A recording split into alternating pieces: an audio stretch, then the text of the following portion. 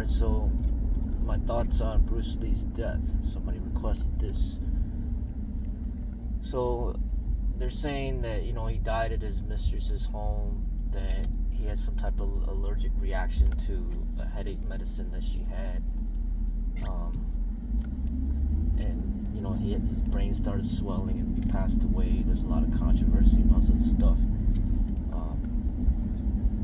I've read a lot of books about it and, like theories and all that. And something that happened before that, it was like maybe like a month or two, or just like really close before he died. Like he got rushed to the hospital. When he was just trying to shoot a movie, and like he like almost died in that situation. And something about from what I read, some type of allergic reaction that he had to some of these marijuana cookies that he was eating, to kind of calm him down and things like that and relax him. So he had some type of allergic reaction to the marijuana, and supposedly, he almost died. So then the doctor supposedly like warned him, like, hey, don't eat these anymore because you could die next time. So, and then supposedly when they did the autopsy, they found once again the marijuana in his system. So there is some controversy, some thoughts about Linda Lee possibly being involved, because supposedly, I think he wanted a divorce or something. And if you think about it, if he wanted a divorce, then all the money that she has right now from taking over his estate, it wouldn't be hers. If he got remarried, and all the money and fame and all that stuff, it would be going to his new partner, his new wife and whatnot. So there's that type of controversy.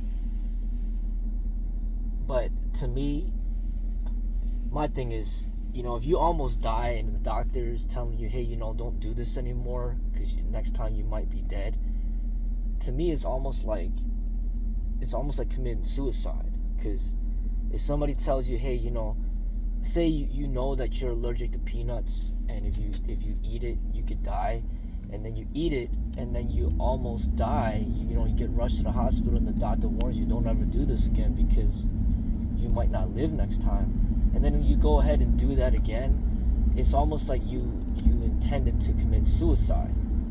So in a way, if I kind of see that situation with the whole marijuana situation with the cookies, is that you already like got rushed to the hospital, you almost died, the doctor tells you to stay away from this stuff, and then you do it again.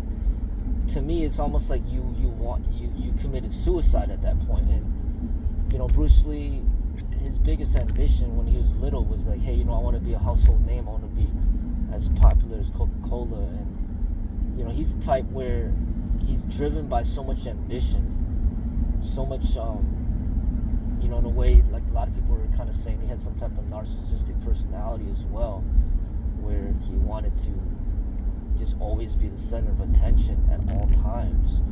So, which is not uncommon. I mean, you look at like Floyd Mayweather Jr., he's very narcissistic as well. A lot of like top level athletes and entertainers are extremely narcissistic. So he's basically at the point where he's willing to risk it all to be, become the legend, the number one, where you can't top him. So it's like Jet Li and Jackie Chan would never be able to surpass Bruce Lee as far as that legendary status, because in order to be a legend, you'd have to die at your peak, and that's exactly what happened to him. So if he knew that he's at his peak, like in order to stay on top forever and never be dethroned, you would have to die at your peak. So in a way, committing suicide, not like in a way where you make it obvious, but you make it like kind of mysterious, like what happened, it would be kind of a strategy to reach that legendary status. And it was even before he died, he he mentioned to some people, about death, and that he might not be living much longer, things like that. Another thing too is just the way that he trained. Is just like excessive, like over the top, and even though not just trained, but the way that he worked, like he didn't really sleep much during the final stage of his life. He lost a lot of weight. Like he died only weighing 125 pounds when he normally, I think, would weigh like at least 145 or something. Or so he lost a lot of weight. People said he didn't look healthy. His skin was like pale, and he was like super skinny and barely sleeping. And another thing, his training, like he just trained like too much, too hard. Just excessive training. And if you look at his movies, and you look at when he was doing like Way of the Dragon, when he was just doing like movies out of China like Fist and Fury, his body was more healthier. It was not so like extremely cut. So I think he had less pressure, just, hey, making movies out of China. He didn't achieve worldwide fame yet, and he just, just working hard, but not too hard, and he still had the ambition to reach worldwide fame, but those movies were just intended for the Chinese audience. So he didn't like overdo it, so, obviously he's still in great shape, but you compare those movies to like the last movie that he finished before he died, which is the Enter the Dragon, and also the Game of Death. If you look at his body in Enter the Dragon, like his physique is just extremely cut. So like so cut to the point where it's like unhealthy. So meaning you have to do like a lot of unhealthy things to be able to achieve that level of like shreddedness on your muscles. And it's common in bodybuilding, where they do a lot of unhealthy things to achieve like this striations on your muscles. So a lot of it is actually like dehydration.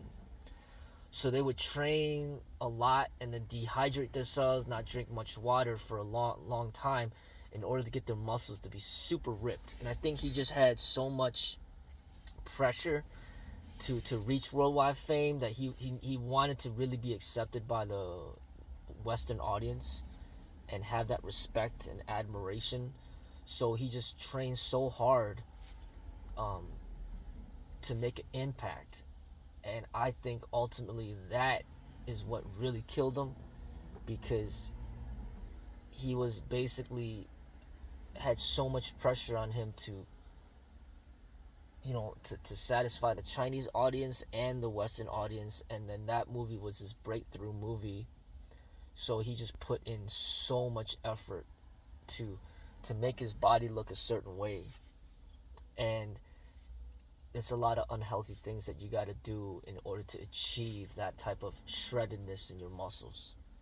So you see in the movie, he's just like flexing like crazy. You see like every single muscle, and there's a lot of ego involved, like that bodybuilder mentality. The other movies weren't really like that. He wasn't like flexing so hard and just showing off his muscles like directly. It's almost like the Enter the Dragon was, the whole fight scenes, they were designed to just kind of highlight how great his muscle and his physiques, how great his physique is. So his focus was so geared towards bodybuilding and just getting his just showing off his muscles. And it's like almost a guarantee you that he had to dehydrate himself, because he knew that if I dehydrate myself, my muscles will even look better. So, and then if you look into dehydration, what if you dehydrate your body, what ends up happening, it'll cause your head to start hurting, and you start getting headaches and things like that, and it just affects everything, your energy levels and everything. So if you look at, dehydrating your body, not getting any sleep, working all the time, training all the time. You're just training like crazy, and just like highly stressed from all these things going on, and all this fame and people like like paparazzi and all these people like trying to get his attention. Like, you put all that stuff together, and then the marijuana cookies, and just I don't doubt that maybe the medicine did he did have an allergic reaction to the medicine. I don't doubt that, but at the same time, you gotta look at what was the cause of his headache to begin with, and that's what I look at. And just I studied his books and his movies and his life, and I've read a lot of Eastern philosophy, and in a way, yeah, I admire Bruce Lee, but at the same time, I see that he went to extremes on a lot of things, and it's not necessarily like something that I would recommend for people to follow, and be like, because like not everybody wants to die young. Not everybody wants to die at the age of 32 or earlier, or even in 40. Some people want to live a longer, healthier life, and I just think that there's some things about him that just were not healthy. It's just not.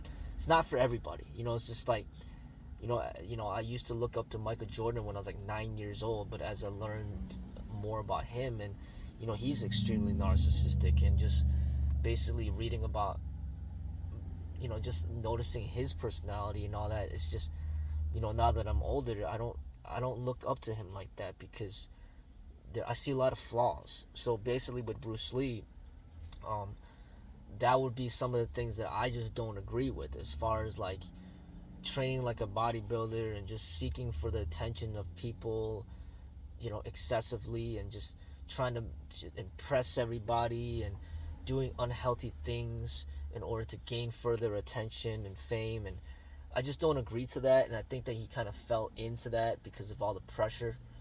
And at the same time, like I said, if he already knew that something is not good for his body, and then he got rushed to the hospital not too long ago, he almost died, it's like like common sense would say that you would learn from that experience, and if you really truly valued your life, you would listen to what the doctor said, and you would take it easy. You would just protect your health and well-being. But he didn't do that. He just kept going harder and harder and harder. And you look at his fighting attributes. He's all about the speed. All he cares about is just how fast you are. How his speed, his hand speed, all that. So it's just like he's obsessed with speed. And he was obsessed with how his body looked, and that to me is just not healthy. But at the same time, you look at the culture, you look at the world, and what people value. It's like they value extremes. They don't care about the people that are balanced. They give attention to the people that are extremes, that are extremists. Like somebody like That's why somebody like Lance Armstrong became so rich and powerful with so much money, even though he did all this stuff with cheating, is because people only care about people that achieve stuff that like damn near take your life in order to achieve. Like they're interested in the boxer who has won 50 fights without losing. They're not interested in the boxer who has won 25 and lost 25.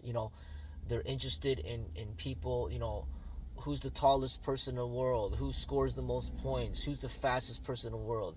They're interested in like the Usain Bolts of the world, whoever's the fastest. They're interested in bodybuilding. It's whoever is the muscles look the the most shredded.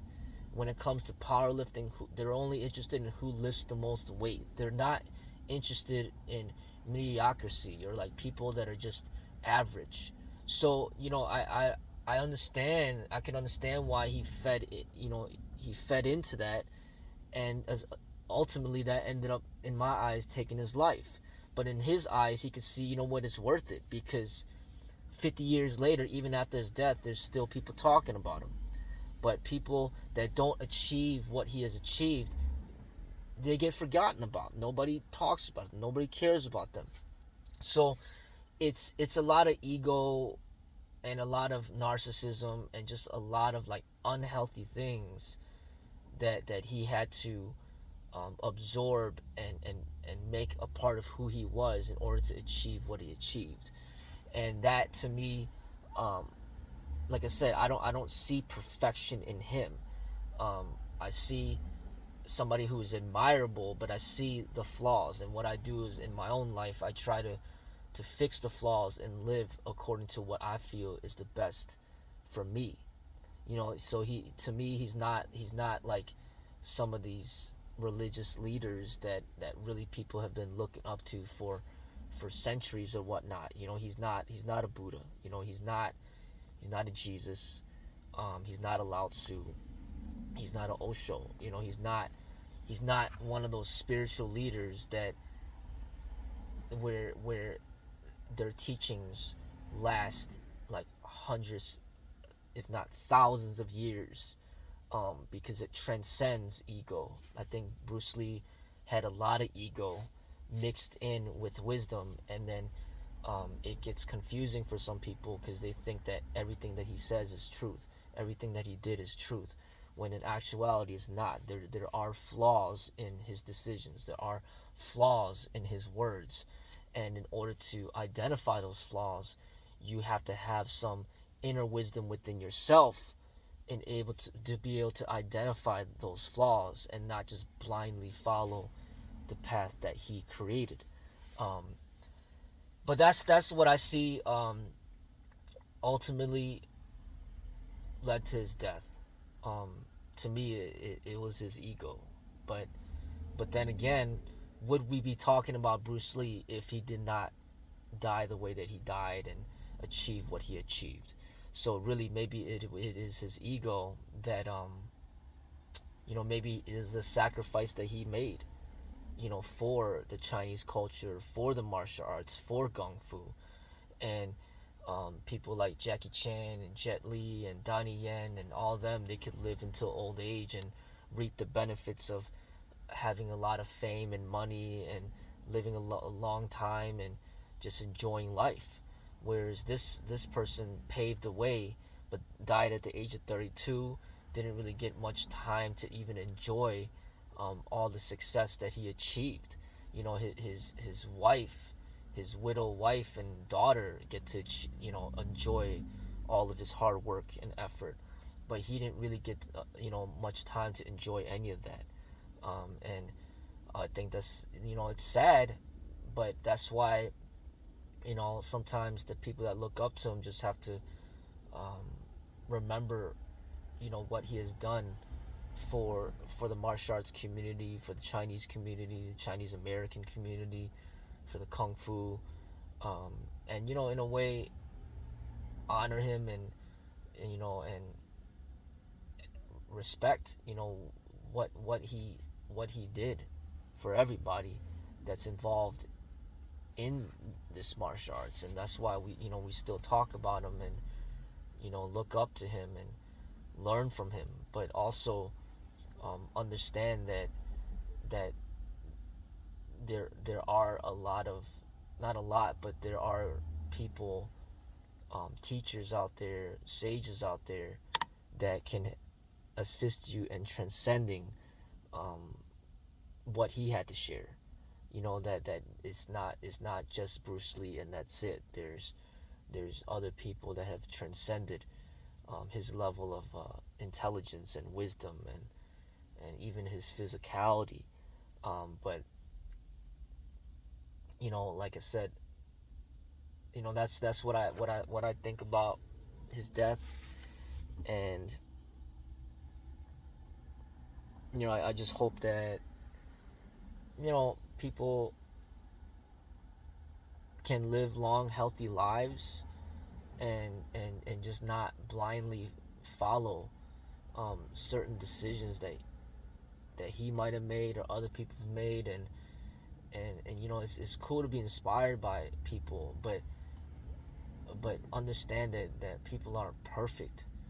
And and also give credit to yourself on what you could achieve, and really in a way, sometimes it's good to learn and follow some of these great people that's passed away, but it's really up to you to continue to grow and develop, where you could fix the flaws that you could see in what they have done, so then you could actually in a way achieve a higher level of um, artistry within your own life, and